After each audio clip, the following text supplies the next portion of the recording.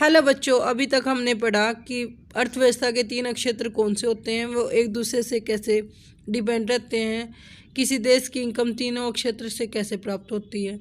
आज हम देखेंगे कि इन तीनों क्षेत्रों में कैसे परिवर्तन हुआ है। किसी भी अर्थव्यवस्था का विकास प्राथमिक क्षेत्र पर डिपेंड करता है। अधिकांश विकसित देशों के इतिहास में यह देखा गया है कि विकास की प्रारंभिक अवस्था में प्राथमिक क्षेत्र ही आर्थिक क्रिया का सबसे महत्वपूर्ण क्षेत्र था। जैसे जैसे कृषि प्रणाली परिवर्तित हो गई, कृषि क्षेत्र समृद्ध होता गया, वैसे वैसे पहले की तुलना में अधिक उत्पादन होने लगा। तब लोग इस क्षेत्र को छोड़कर अन्य व्यापारिक क्षेत्रों या शिल्पियों की संख्या बढ़ गई और वो उत्पादन क्षेत्र में लग गए, यानी कि विनिर्माण क्षेत्र में लग गए। से ही विनिर्माण क्षेत्र ज़्यादा विकसित हुआ, तृतीयक क्षेत्र धीरे धीरे विकसित होना शुरू हो गया।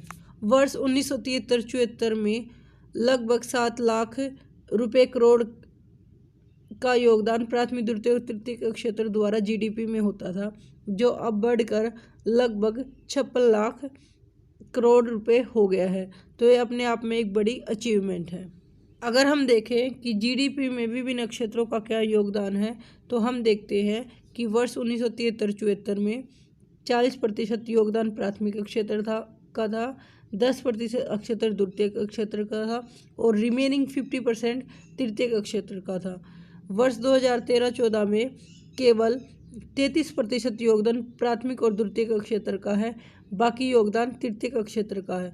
तो तृतीय क्षेत्र अपने आप में एक उभरता हुआ क्षेत्र है, जिसने न केवल जीडीपी में योगदान को बढ़ाया है बल्कि रोजगार को भी बढ़ाया है। अगर हम देखें कि विभिन्न क्षेत्रों में रोजगार की क्या हिस्सेदारी है, कितने क्षेत्र में कितने लोग कार्यरत है, रोजगार प्राप्त हुआ है, तो देखते हैं कि वर्ष 1972-73 में केवल 15% ही लोग थे जो तृतीय क्षेत्र में लगे हुए थे, 11% लोग द्वितीय क्षेत्र में, जबकि एक बड़ा भाग, जनसंख्या का एक बड़ा भाग जो कि 74% है, वो प्राथमिक क्षेत्र में लगा हुआ था। वर्ष 2011-12 में 49% प्राथमिक क्षेत्र में है, द्वितीय क्षेत्र में 24% और तृतीय क्षेत्र में 27% है। इससे हम अनुमान लगा सकते हैं कि अब भी प्राथमिक क्षेत्र पर डिपेंड रहने वाले लोगों की संख्या ज़्यादा है, जबकि राष्ट्रीय आय में इनका योगदान बहुत कम है। ये अपने आप में एक समस्या है कि आधे से ज़्यादा जनसंख्या है वो प्राथमिक क्षेत्र यानी कि कृषि क्षेत्र में काम कर रहे हैं, जबकि जीडीपी में योगदान केवल 1/4 है, यानी कि 25% है।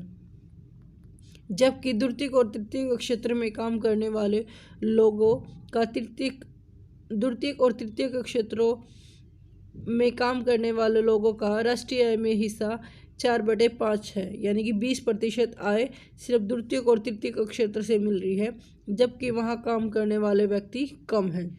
इससे पता लगता है कि कृषि में जितने व्यक्ति लगे हुए हैं, कृषि में उतने व्यक्तियों की आवश्यकता नहीं है। कृषि में आवश्यकता से अधिक लोग लगे हुए हैं। यदि कुछ लोगों को कृषि क्षेत्र से हटा भी देते हैं, तब भी उत्पादन में कोई प्रभाव नहीं पड़ेगा, उत्पादन प्रभावित नहीं होगा। इस अवस्था को, जहां लोग अधिक लगे हुए हैं लेकिन काम करने वाले व्यक्तियों की कम आवश्यकता है और काम करने वाले व्यक्ति ज़्यादा लगे हुए हैं, ऐसी सिचुएशन को हम अल्प बेरोजगारी कहते हैं। अल्प बेरोजगारी को ही छुपी हुई बेरोजगारी कहते हैं, कि ऐसा लगता है कि व्यक्ति काम कर रहे हैं लेकिन उनका राष्ट्रीय आय में या प्रति व्यक्ति आय में कोई भी योगदान नहीं होता है। अल्प बेरोजगारी न केवल कृषि क्षेत्र में बल्कि दूसरे क्षेत्रों में भी हो सकती है। जैसे सेवा क्षेत्र में हजारों लोग अनियमित श्रमिक हैं, उनको दैनिक रोजगार, वो हमेशा दैनिक रोजगार की तलाश में रहते हैं। जैसे प्लम्बर, पेंटर, मरम्मत करने वाले कार्य, उनको कभी काम मिलता है और कभी काम नहीं मिलता, तो वो मजबूरी में कई बार अपनी असुविधाजनक कार्य भी करते हैं। वे पूरा दिन काम करते रहते हैं लेकिन वो बहुत कम कमा पाते हैं, तो वो भी अल्प बेरोजगारी का एक एग्जाम्पल है। अल्प बेरोजगारी की समस्या का समाधान करने के लिए हमें उन क्षेत्रों या उद्योगों की पहचान करना है, उनको बढ़ावा देना है जहां अधिक लोगों को रोजगार दिया जा सके, लोगों को नियोजित किया। जैसे भारत में 60% बच्चे ऐसे हैं जो 5 से 29 वर्ष के लगभग हैं जो स्कूल जाने के लायक है, लेकिन उनमें से केवल 51% ही बच्चे स्कूल जा पाते हैं।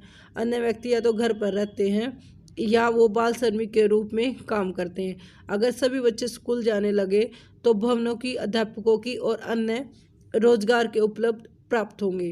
योजना आयोग के अनुसार केवल शिक्षा क्षेत्र में 20 लाख रोजगार का सृजन हो सकता है। ऐसे ही अगर हम स्वास्थ्य की सुविधा को और ज़्यादा अच्छी बनाएं तो इसमें भी लोगों को काम मिलेगा। डॉक्टर, नर्सों और स्वास्थ्य कर्मचारियों की आवश्यकता पड़ेगी, जिससे रोजगार का सृजन हो सकता है।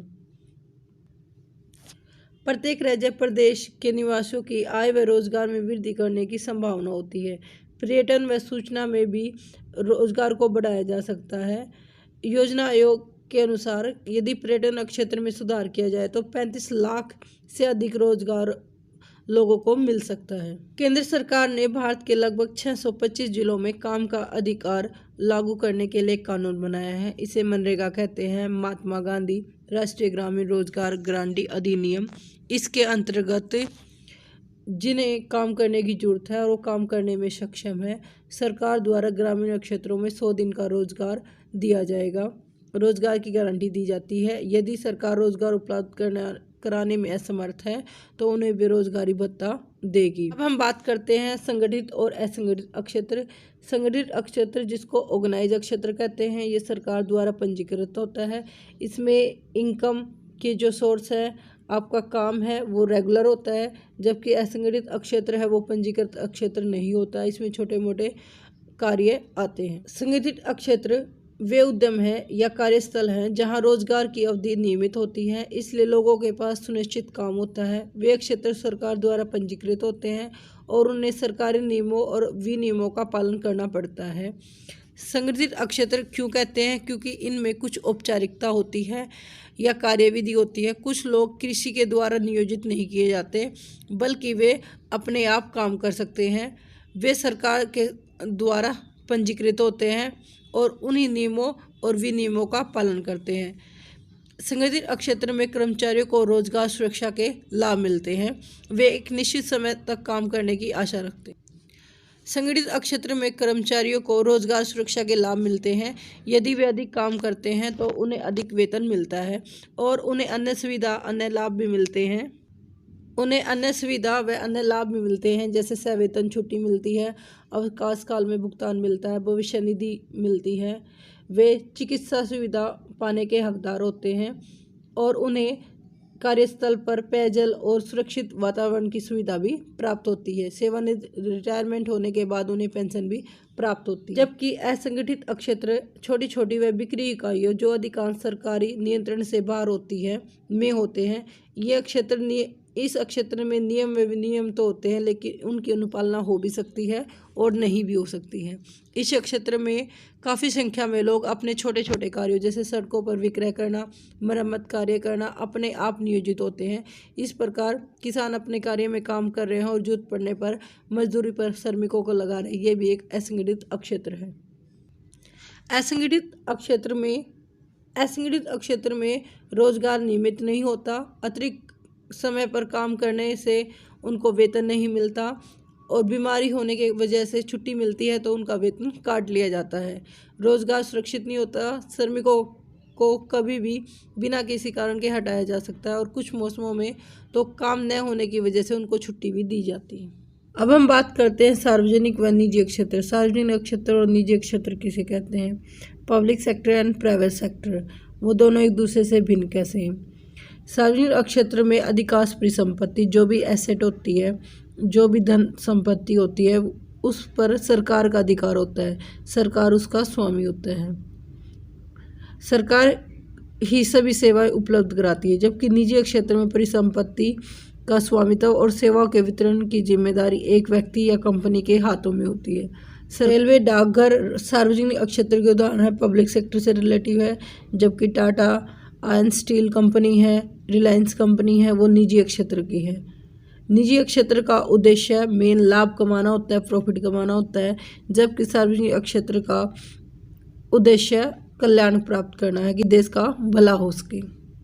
ऐसे क्षेत्र होते हैं जो समाज के सभी व्यक्तियों के लिए जरूरी होते हैं, लेकिन निजी क्षेत्र उन्हें उचित कीमत पर उपलब्ध नहीं करा सकते। इसलिए सरकार को वो क्षेत्र अपने हाथ में लेने पड़ते हैं, क्योंकि इन पर पैसे बहुत अधिक खर्च करने पड़ते हैं जो निजी क्षेत्रों की क्षमता से बाहर होते हैं। जैसे सड़क, पुल, रेलवे, बंदरगाह, बिजली आदि का निर्माण, बांध बनाना, सिंचाई की सुविधा उपलब्ध कराना, ये सभी कार्य सरकार अपने व्यय पर उठाती है और ये सभी लोगों को सुविधा उपलब्ध कराती है।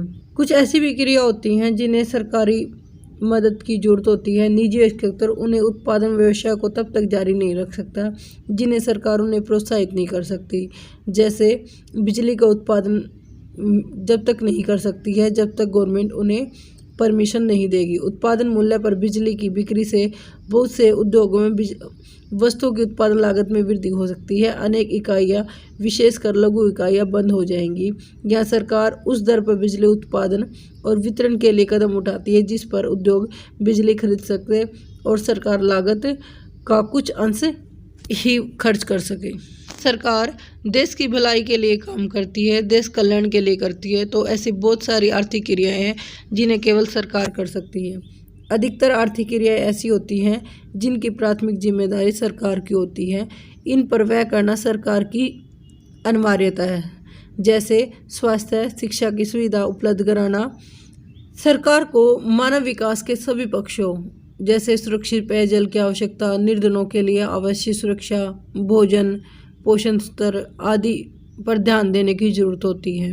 सरकार का यह कर्तव्य है कि वो बजट को बढ़ाकर निर्धन व्यक्तियों के लिए बनाए और उनके आवश्यकता के अनुरूप कार्य करे। इस चैप्टर में हमने देखा कि कैसे तीनों क्षेत्र, प्राथमिक, द्वितीयक और तृतीयक क्षेत्र एक दूसरे पर निर्भर हैं और देश की राष्ट्रीय आय में योगदान करते हैं।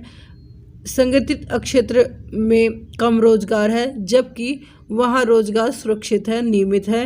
असंगठित क्षेत्र में छोटे मोटे अशिक्षित व्यक्ति लगे हुए हैं जबकि वहाँ रोजगार को आगे बढ़ाया जा सकता है, उनको सुरक्षित किया जा सकता है। असंगठित क्षेत्र में काम करने वाले मजदूर अशिक्षित हैं और उनको आय कम प्राप्त होती है, जबकि संगठित क्षेत्र गवर्नमेंट द्वारा पंजीकृत होता है, उनकी इनकम अच्छी होती है और उन्हें अन्य सुविधा भी प्राप्त होती हैं।